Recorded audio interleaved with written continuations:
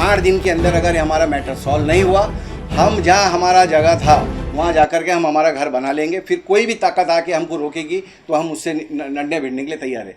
Police हमको गोली मारे, बिल्डर हमारे ऊपर FIR कराए, हम सब चीज़ के लिए तैयार है। लेकिन हम हमारा जो जगह था, हम हमारा स्ट्रक्चर वहाँ बना देंगे, क्योंकि उसके अलावा तो दूसरा कोई पर्याय है ही नहीं है। जाहिर सी बात है, हम हमारे गरीब आदमी अपनी ज़मीन कैसे छोड़े। ये खासकर ताजुद्दीन मरेड़िया ने हमेशा पुलिस की और पॉलिटिशियन और मिनिस्ट्री की धमकी दिया। सर, आगे आपकी तरफ से क्या कदम होगा? महाराष्ट्र की 13 करोड़ जनता के साथ न्याय नहीं आप दे सकते हो, और महाराष्ट्र की जनता आज पूरी तरीके से त्रस्त है।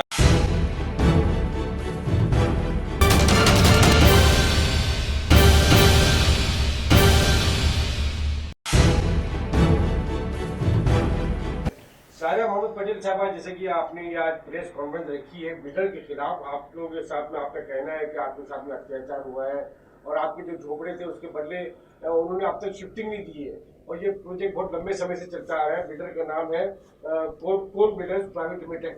तो ये आपने प्रेस कॉन्फ्रेंस रखने का मकसद क्या है? आखिर इस नतीजे में आप क्यों पहुंचे कि आपको आज प्रेस के सामने आना पड़ा? और यहाँ सारे हमारे यहाँ पत्रकार बंधु मौजूद हैं, ये जानना चाहते हैं कि पूरा मामला क्या है। 11 साल पहले हमारा एक वहाँ पे झोपड़ा था। बिल्डर ने बोला कि एग्रीमेंट बनाया कि भाई यहाँ पर हम आपको फ्लैट देंगे और जब बिल्डिंग बन जाएगी तो आप भाड़ा भी चालू रखा था और दोनों काम किया, एग्रीमेंट में बना के दिया। लेकिन उस आज 11 साल हो गए ना, उसने अभी तक घर दिया और ना ही भाड़ा भी बंद कर दिया उसने। तो इसलिए हम लोगों को प्रेस कॉन्फ्रेंस रखने की जरूरत। इसके बाद में हम लोग SRA में भी गए, वहाँ पर भी लेटर डाले। काफ़ी लोगों से, अमित साटम जी से भी रुजू किया, उनको भी बात बताई। यहाँ पे काफ़ी लोगों से मिलजुल के मतलब होने के बाद में बहुत सारी जगह गए, लेकिन काम नहीं हुआ। तो इसीलिए प्रेस कॉन्फ्रेंस रखना पड़ा। इस पूरे प्रोजेक्ट में कितने लोग हैं विक्टिम जिनके साथ में अत्याचार हो रहा है, या कितने झोपड़े वाले हैं, ये बताइए। कम से कम अभी 1000 लोग ऐसे हैं जो इस तरह के मतलब उसके ये हैं। नहीं, इस प्रोजेक्ट में, आपके इस प्रोजेक्ट में अभी तो सैकड़ों लोग हैं यहाँ पर। कम से कम अभी तक 7 बिल्डिंग बन चुकी है उसकी। अब ये 8वीं बिल्डिंग बन रही है यहाँ पर। तो ये बिल्डिंग को लास्ट में रखा, जबकि इसका नंबर फर्स्ट था, और अभी 7 नंबर बिल्डिंग बन गई, उसका भी अधूरा काम अभी बाकी है। और ये प्रोजेक्ट कम से कम 20 साल से चल रहा है।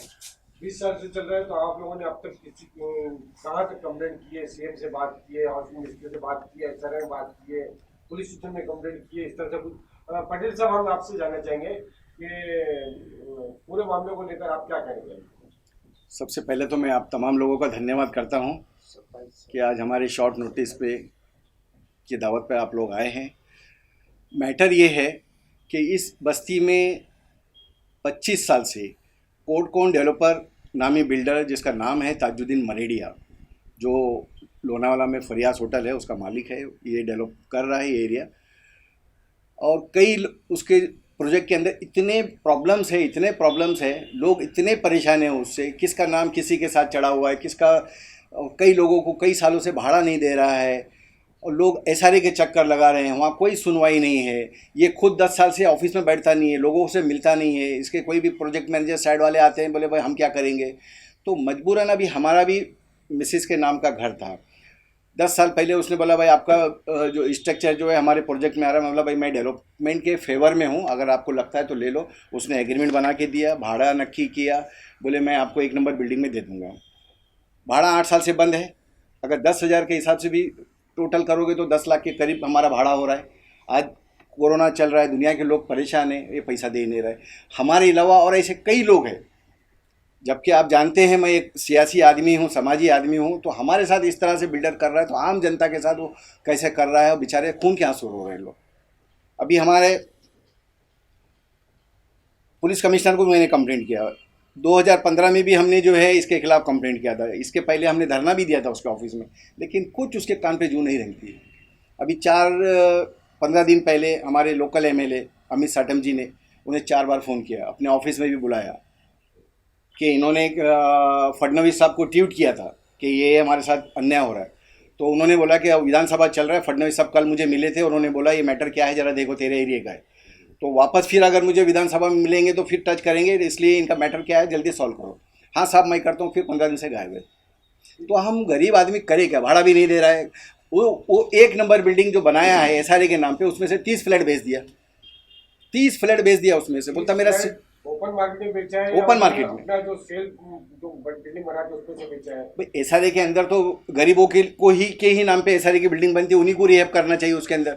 सेल माल के लिए तो तुम्हारा टावर है, तुम्हारी एफएसआई सेल माल में यूज़ करना चाहिए, टावर में यूज़ करना चाहिए। नहीं बोले मेरा उसके अंदर सेल एफएसआई था, मैंने उसमें बेच दिया, 30 फ्लैट बेच दिया, जबकि लोगों को लालच पे रखा था कि ये बिल्डिंग बनेगी तो आपको दूंगा। जब 30 फ्लैट बेच दिया तो फिर बोले उसमें 4 बालवाड़ी है, फलां मतलब जीरो, खत्म। बोले वो बिल्डिंग में अब माल नहीं है और मेरी आगे बनने वाली है और 10 साल इंतजार करो। तो 10 साल तक तो हम दुनिया में रहेंगे कि नहीं, उसकी क्या गारंटी। 12 साल से सब्र कर रहे हैं और 10 साल सब्र करेंगे भाई, फिर भाड़े का क्या। तो इस तरह के उसके मामले हैं। हम एसआरए में भी जा रहे हैं, पुलिस में भी कंप्लेंट किए। अभी आपको मालूम है पूरे मैटर जो है इतना उलझ चुका है ये। अभी हम जो है एक ही निर्णय आपके माध्यम से हम उसको ये मैसेज देना चाहते हैं, 8 दिन के अंदर अगर हमारा मैटर सॉल्व नहीं हुआ, हम जहाँ हमारा जगह था वहाँ जाकर के हम हमारा घर बना लेंगे। फिर कोई भी ताकत आके हमको रोकेगी तो हम उससे नड्डे भिड़ने के लिए तैयार है। पुलिस हमको गोली मारे, बिल्डर हमारे ऊपर एफआईआर कराए, हम सब चीज़ के लिए तैयार है। लेकिन हम हमारा जो जगह था हम हमारा स्ट्रक्चर वहाँ बना देंगे, क्योंकि उसके अलावा तो दूसरा कोई पर्याय है ही नहीं है। अगर बिल्डर आकर 8 दिन के अंदर हमारा फैसला करता है, हमको रिहैब करता है, भाड़ा देता है, तो हमको ये स्टेप उठाने की ज़रूरत नहीं है। अगर वो नहीं किया 8 दिन के अंदर, इसीलिए हम 1 हफ्ते का टाइम दे रहे हैं उसको, ताकि उसको भी सोचने समझने के लिए। हम ये नहीं बोल रहे कि हम 2 घंटे में जा करके उसके ऊपर ये करेंगे, हम नहीं कर रहे हैं भाई। 1 हफ्ते का टाइम आपको दे रहे हैं। 12 साल हमने सब्र किया, 1 हफ्ता और सब्र करेंगे। उसके बाद अगर हमको जस्टिस नहीं मिला तो फिर हम आज़ाद हैं, हम फिर कुछ भी कर सकते हैं। जहाँ आपके झोपड़े थे वहीं आप दोबारा झोपड़े बसा, जाहिर सी बात है, जाहिर सी बात है। हम हमारे गरीब आदमी अपनी ज़मीन कैसे छोड़े, समझे। हमारी ज़मीन के ऊपर उसने बिल्डिंग खड़ा किया है। अभी कोर्ट का भी जजमेंट आया है कि भाई ऐसे बिल्डर जो काम नहीं कर रहे हैं 18-20 साल से, तो उनकी कुछ अभी 8 दिन पहले हाई कोर्ट का 8 दिन पहले हाई कोर्ट का जजमेंट आया है कि जो डेवलपर लोगों को भाड़ा नहीं देता है उसका प्रोजेक्ट को जो है रद्द किया जाएगा। और ये भाड़ा नहीं देना सामाजिक अन्याय है। ये हाई कोर्ट का जजमेंट है। मैं आपको सेंड शायद किया हूँ या नहीं, तो अभी मैं करूँगा आपको, समझे। हाई कोर्ट का जजमेंट है। आज हमारे सबसे हम शुक्रिया अदा करते हैं हमारे वसीम भाई का कि आज हमारे प्रेस कॉन्फ्रेंस में वो आए। जब से उनको ये मैटर हमारा मालूम पड़ा, वो भी बेचारे काफ़ी वो हैं कि भाई ठीक है, मुझसे क्या होता बोलिए। तो मैं बोला भाई देखिए आपके सामने खुली किताब है, आप हमारे लिए कुछ। हाँ, वसीम भाई जो है, वसीम खान साहब, ये मुंबई बीजेपी माइनॉरिटी मोर्चे के सदर भी हैं और दरगाह अजमेर कमेटी के मेंबर हैं। ऑल इंडिया वक्फ बोर्ड के चेयरमैन है, जिसको मरकज़ी हुकूमत का राज्य मंत्री का दर्जा भी है। मौलाना आज़ाद फाइनेंस कॉरपोरेशन सेंट्रल कमेटी के भी ये मेंबर हैं और भी बहुत सारे तंजीमों से जुड़े हुए हैं। और हमारी खुशनसीबी है कि हमारे छोटे से प्रेस कॉन्फ्रेंस में ये आए हैं और हमारी मदद करने की नीयत से आए हैं। और हम मुझे उम्मीद है कि ये इनकी जितनी ताकत है हमारे इस गरीबों के मसले हल करने के लिए, वो उसको सर्व करेंगे। वसीम साहब, ये आपका जो मैटर अभी चल रहा है, ये क्या विधानसभा में उठाएंगे? देखिए, ये हमारे लिए सौभाग्य है कि जनता के बीच में जिस तरह से पिछले 5 सालों तक देवेंद्र जी ने काम किया, उनसे उम्मीद रखते हुए ये सताए हुए लोग उनको ट्वीट करें, ना कि यहाँ के सीएम को, मौजूदा सीएम को वो लोग ट्वीट करें, बल्कि देवेंद्र फडणवीस जी को ट्वीट कर रहे हैं। इसका मतलब लोगों को उम्मीद है उनसे। और कई बार मोहम्मद पटेल साहब से मेरी बात हुई, कई बार इन्होंने पत्र के माध्यम से बहुत ही शालीनता से उनको निवेदन किया, अनुरोध किया, कई बार मिलने की कोशिश की, लेकिन बिल्डर ने हमेशा इनकी शालीनता और अनुरोध का मजाक उड़ाया और अपने ताकतवर होने का हमेशा धमकी दिया। उसने हमेशा बोला कि मेरे साथ यहाँ पे पॉलिटिशियन भी पार्टनर्स हैं, मेरे साथ हुकूमत में मेरे बहुत अच्छे टर्म्स हैं, पुलिस में भी मेरा बहुत अच्छा हुआ है, तो आप लोग जाइए, और इनको हमेशा धमकी दिया। लेकिन जहाँ भी अन्याय होगा गरीब मजबूर मजदूर लोगों के साथ, वहाँ हम उनके साथ पूरे दमखम के साथ खड़े रहेंगे। ये मुद्दा बहुत सीरियस है।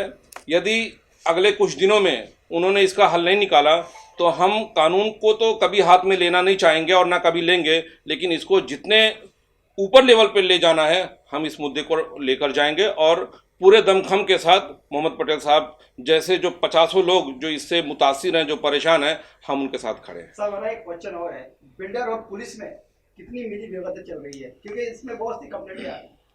देखिए, पुलिस के लिए लोगों का परसेप्शन अच्छा बुरा हो सकता है, उसमें मैं नहीं जाना चाहता हूँ, लेकिन जहाँ तक बिल्डर है उनको एक आसानी लफ्ज़ मिल जाता है, आसान लफ्ज़ कि भैया मेरे पुलिस में बहुत अच्छे ताल्लुकात हैं और हम पुलिस को मैनेज करते हैं हम देख लेंगे, लेकिन मैं इसमें कोई डीपली या पुख्ता सबूत आपको नहीं दे सकता हूँ। बहरहाल ये जब जब इन्होंने पुलिस के पास ही जब जब ये बिल्डर से गए हैं मिले और उनको बोला कि हम पुलिस में भी जाएंगे, तो उन्होंने ये जवाब दिया। और ये खासकर ताजुद्दीन मरेड़िया ने हमेशा पुलिस की और पॉलिटिशियन और मिनिस्ट्री की धमकी दिया। सर आगे आपकी तरफ से क्या कदम होगा? अभी इस मुद्दे को हमारे यहाँ के जो मौजूदा विधायक है आदरणीय अमित साटम जी के पास एक बार मैं स्वयं रखूँगा, और वो खुद भी इसमें सीरियस है। उन्होंने कई बार बिल्डर को फ़ोन किया, लेकिन बिल्डर ने उनको वो आश्वासन दिया, लेकिन अभी तक कुछ किया नहीं है। तो जो पार्टी के हमारे बड़े लीडरान हैं उन तक ये बात मैं पहुंचाऊंगा, और आपके माध्यम से भी ये बात मुझे लगता है यहाँ के सीएम को भी पहुंचेगी। तो उम्मीद है ऐसा कि 1-2 हफ्ते में हम किसी निर्णय तक पहुंचेंगे, क्योंकि 11 सालों से आप सोचिए किस तरह से परेशानी में, किस तरह से एक अपना आशियाना लोग बनाते हैं, और उसको भी अगर जो बिल्डर लोग कब्जा कर लेंगे और बिल्डर लोग अपना लेंगे तो ये बहुत शर्मनाक बात है। और ये कहीं ना कहीं मुझे लगता है ये मौजूदा सरकार भी इसमें पूरी तरीके से फेल है, और बिल्डरों को मनमानी करने के लिए कहीं ना कहीं बढ़ावा दिया जा रहा है। अपोजिशन का अहम रोल होता है, तो क्या आप फडणवीस जी से बात करेंगे कि इस मसले को देखें? बिल्कुल, देखिए एक देवेंद्र का सवाल नहीं है, यहाँ पे कई लोगों का सवाल है, कई परिवार का सवाल है। देखिए आपको मालूम है, चाहे कोरोना का दौर हो या महाराष्ट्र के साथ न्याय करने का दौर हो, तो हमेशा माननीय देवेंद्र फडणवीस जी ज़मीनी स्तर पर जाकर, ज़मीनी लेवल पर जाके पूरे महाराष्ट्र का दौरा कर रहे हैं। और मैं नाम नहीं लूँगा, लेकिन कुछ मखसूस जगह पे 4 दीवारी में बैठकर महाराष्ट्र की 13 करोड़ जनता के साथ न्याय नहीं आप दे सकते हो। और महाराष्ट्र की जनता आज पूरी तरीके से त्रस्त है, चाहे आर्थिक स्थिति हो, चाहे कोरोना से निपटने की चीज़ें हो, हर तरह से महाराष्ट्र की जनता बहुत परेशान है। और एक बार देवेंद्र फडणवीस जी को फिर एक उम्मीद की नज़र से देख रही है। और देवेंद्र फडणवीस जी ने अपने 5 साल कार्यकाल में भी लोगों के साथ बहुत न्याय किया, लोगों के साथ रहे, लोगों का काम किया। और कुछ गलत तरीके से दूसरी सरकार इस बीच में आ गई, तो कहीं ना कहीं हम लोग थोड़ा जो लोगों के साथ काम करना बचा था वो थोड़ा डिले हो गया, लेकिन बहुत जल्द। वसीम खान साहब, जैसे कि आपकी हमने पूरी बात सुनी, इस पूरे मामले को लेकर के इस बम्बई शहर में बहुत सारे प्रोजेक्ट है SRA स्कीम के तहत, जहाँ पर 10 साल, 15 साल, 20 साल से इस तरह के जुल्म होते चले आ रहे हैं और बिल्डर जो अपनी मनमानी कर रहे हैं। तो सरकार के साथ साथ हम ये कहेंगे कि जो SRA के आला अधिकारी हैं, यानी फर्स्ट जो अधिकारी वहाँ बैठे हैं, वो असल में इसके ज्यादा जिम्मेदार है। पुलिस का रोल तो बाद में आता है जी, लेकिन वो आला अधिकारियों पर आज तक उन पर कोई जांच क्यों नहीं हुई? क्या इसको भंग करना चाहिए? जैसे कि ये सरकार अभी चंद सालों से है, लेकिन इससे पहले कांग्रेस की सरकार थी, आपकी बीजेपी की भी सरकार थी, और ये मामले उसी समय से चले आ रहे हैं।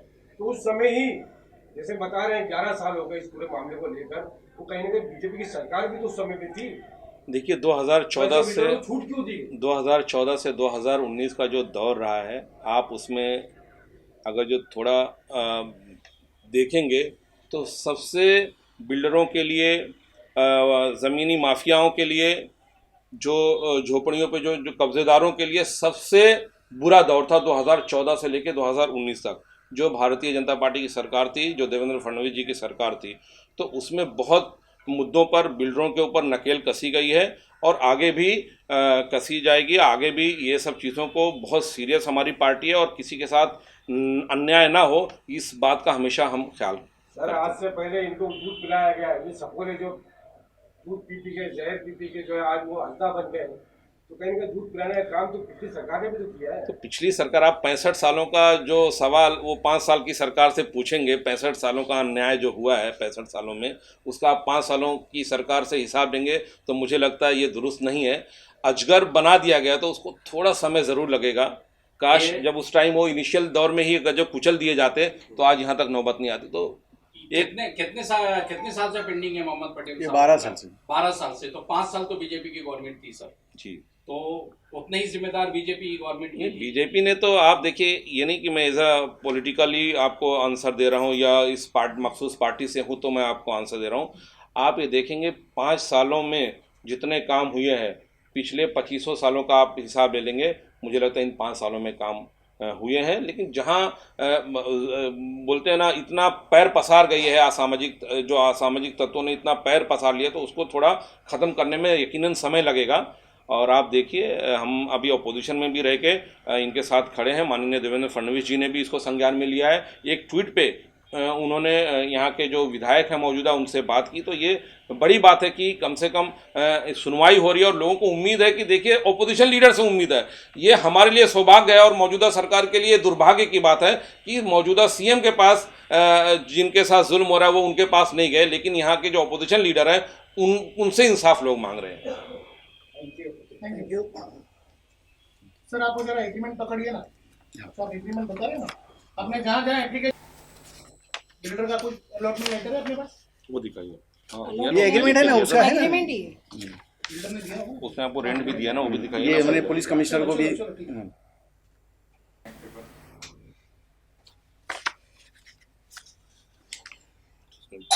आपको भाड़ा दिया है, बैंक स्टेटमेंट है, उसने 1.5-2 साल भाड़ा दिया, उसके बाद वो दिखा दीजिए।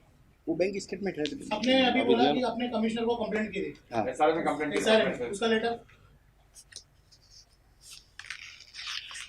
ये मुझे लेटर आया है उप जिला अधिकारी का।